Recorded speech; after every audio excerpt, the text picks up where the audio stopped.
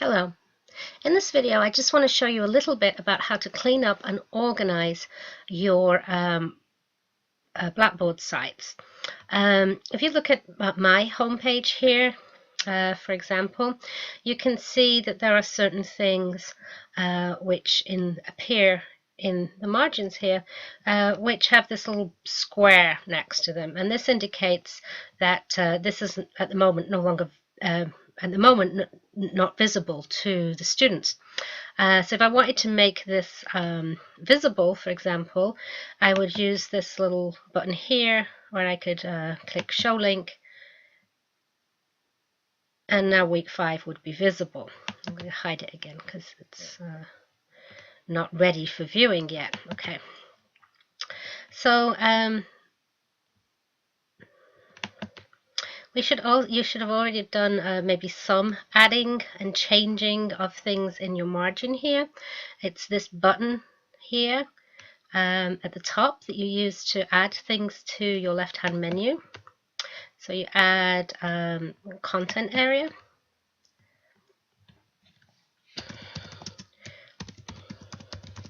And the difference between a content area and a blank page, you're also given the option to create a blank page. I'm just going to put that there for a moment, is that a content area can put different folders and things in. A page is just a page. So it's the difference between a blank piece of paper that you can write on and a folder that you can put things in. So whichever is appropriate for you, I tend to go with the content areas.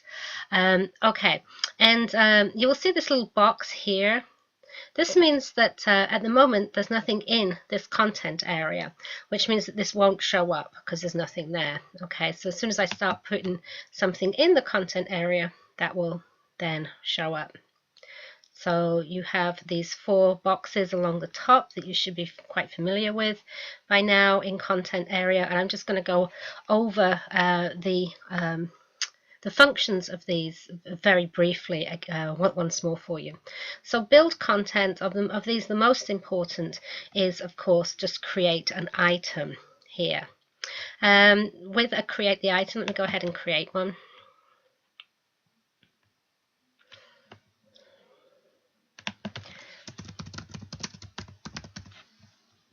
With this option you can put instructions. Oops, what am I doing? There we go. You can just put instructions or instructions if you can't spell. But you can also attach files, and I think in some ways this is a better way to attach files, even though there's a separate thing that can do that, because you can put the instructions in and just tell people what to do. Give them a question, you know, why don't you think about this while you're looking at this or reading this. And in some ways it makes it just a little bit more interactive than just a title with a PDF link, which students of course know that they're supposed to, or hopefully will know they're supposed to click on. But if you just personalize it a little bit and go, you know, please download the PDF below and make sure you keep it in your files, it's going to be very important, or please download the PDF below. And as you're thinking about it, think back about what we did last week. It just adds a little bit more interaction with the students like that. So to attach a file, you would just use the browse the computer function there. Okay, so what else do we have on this box? A lot of this is going to be repetitious, so you can, for example, change the style of the words, the size of the words, and with this function here, the color of the words. You can highlight different parts. I'll totally mess them up. You can highlight different parts, and this is very useful. You've got a long document and there's something you particularly want the students to take notice of. There you go, you highlight it in yellow, such as deadlines, etc. There are other things that you can do here, including this important button here, which is for inserting and editing links. So if I wanted to add an hyperlink here,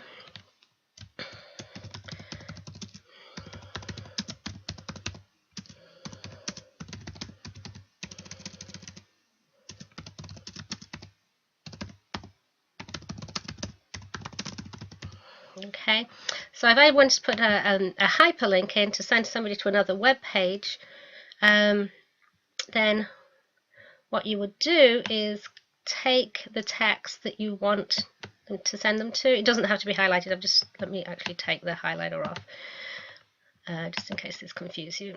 Okay, so no highlighter, and we'll put it back to black. We don't want to confuse you by trying to explain. Okay, so if you wanted to add a hyperlink, okay, so you would highlight what it's where you want to put it, and click this one here that says insert edit link. That's a link that works, and then put your URL in here. Oops, that's not a URL, that's not going to help. Okay, just grab a URL. This is the document that I was looking at before. Okay.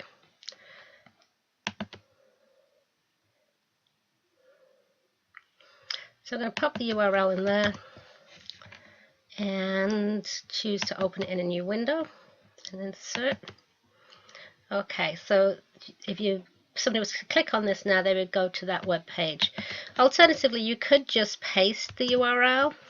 But as you can see, it's a pretty long and ugly URL, which they would have to go to. But in either case, you would still need to do the same process, or else the student would have to cut and paste this. It's not going to be an active link until you make an active hyperlink out of it. You see how it's black and not blue?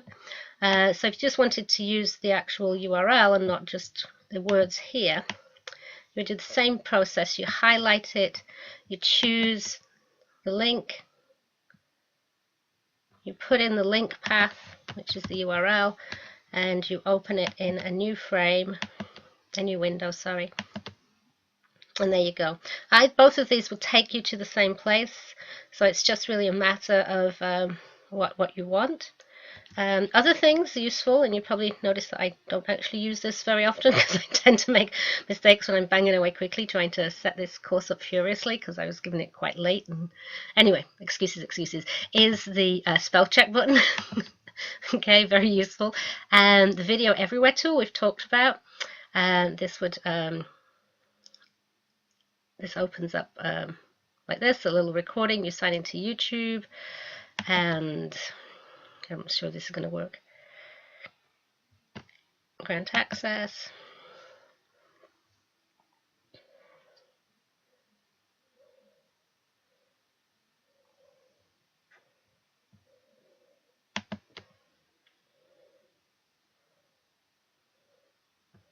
Okay. Anyway, that's what you would do. I haven't really set it up to do that right now. Attach a file. Okay, that's just the same as this attachment. Insert picture. Okay. This is one that's well worth knowing how to do. It just makes the whole business of what you're doing look a little more professional, a little more friendly, rather than just stacks and stacks of text. So let's have a look at my, that's my mum. I don't think we want a picture of my mum in.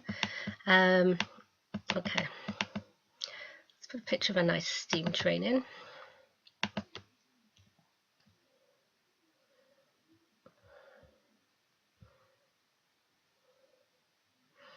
So again, this is the little icon that looks like a picture, a mountain scene on it.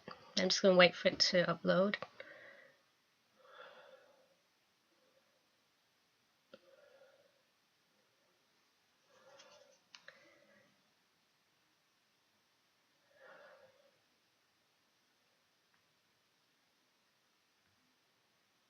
Okay, still waiting for this picture to upload. There we go. Okay, so as you can see, this is a really, really high resolution image. Going down the bridge, we've not even got to, well, bridge, we've not even got to the train yet. So if I put this picture in as it is, it's just going to be huge. And if you can think about the size of your screen, it'll probably stretch out like 6 times beyond that and have a scroll button, which isn't actually going to be that useful for students to look at it. So click on appearance. See, as I said, it's 4,000 pixels. So we want it to be much less than that. I'm going to make it 460, constrain proportions here. That'll make this one the right proportion. If you change the alignment to left, this means that the text will sit in nice and tight next to it. And give it some space, or the text is going to be right up next to it. So I just usually give it 3 and 3 on either side, and then border is optional. Just draws a black line around it. I like a thin border, and I stick that in too. Okay, if you click on the advanced tools here, okay, one thing you can do is a mouse overlink. You can picture of a train, and this is what it will say as the mouse goes over it.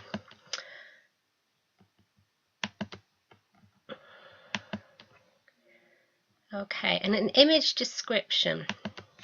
This is a picture of a train going through a tunnel. One of the things we're thinking about this week is accessibility. So this is something that will help your differently able students who can't see the picture of the train to just understand what it is that they should be seeing here, or could be seeing here. All right, and then you can see there my picture of the train has come out, and also because I aligned it left, I can now make my text up tight to the picture. If you leave it as not set, it will just always put the picture there, and the text will be up and above it or below it. You can't get anything next to it. All right, what else do we have here? You can stick in a movie, mashups. This is where you would add a YouTube video or something like that if you wanted. You can use emoticons.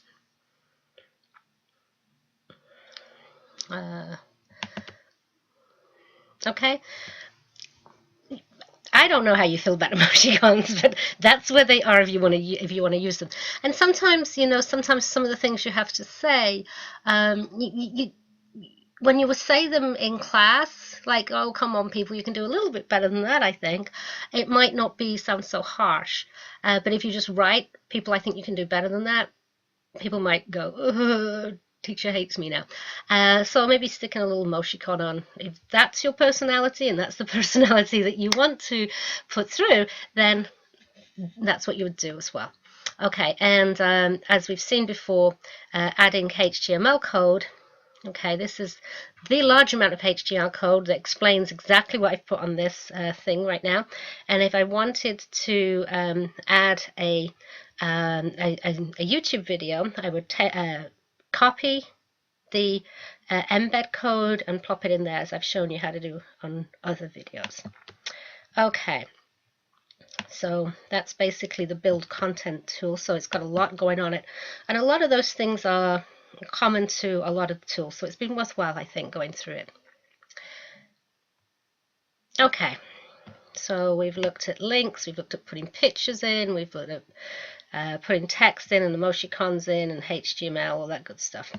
Okay, next, so build content. We were talking about build content. We were. Okay, so you can add a file, but if you add a file, it just adds the file. You can't put the text on, but you can always create an item and then attach a file to it.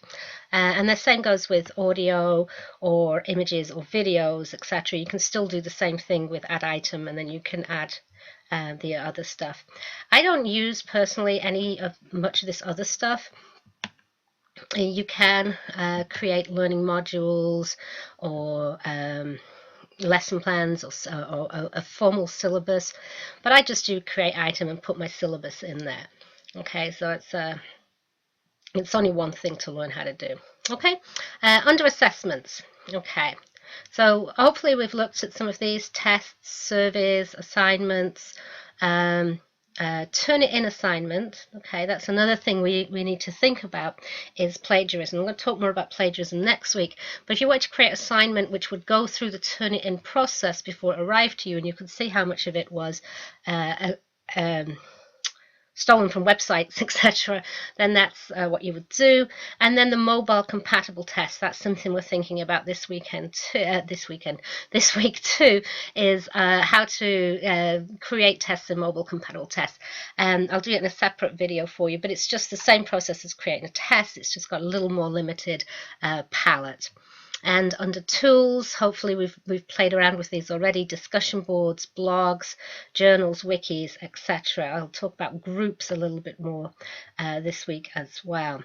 Okay, so we were talking about how to organize the course. We've got this basic sort of new content area down, but what we want to think about this week is how to set this part up. What are you going to put here? How are you going to tell your students how to get to, what they want to get to? So I like to do it by weeks. You can do it by units. You can do it by having content and assignments separately. There are many different ways to do this, and I'm going to try and find some screenshots of other people's courses to show you how they have set theirs up, and I'll try and explain how they've set theirs up. And this again is a matter of personal taste. I know some people really like the idea of just having a very plain and bland is probably the wrong word, simple structure here. So instead of having week 1, week 2, week 3, week 4, week 5, they would just have units of instruction here, and then this would be broken out separately. And I certainly do this in other courses. Let me take you to just very quickly to a course that I'm teaching now, which has more than just 5 blocks of stuff I want to put in it. There we go.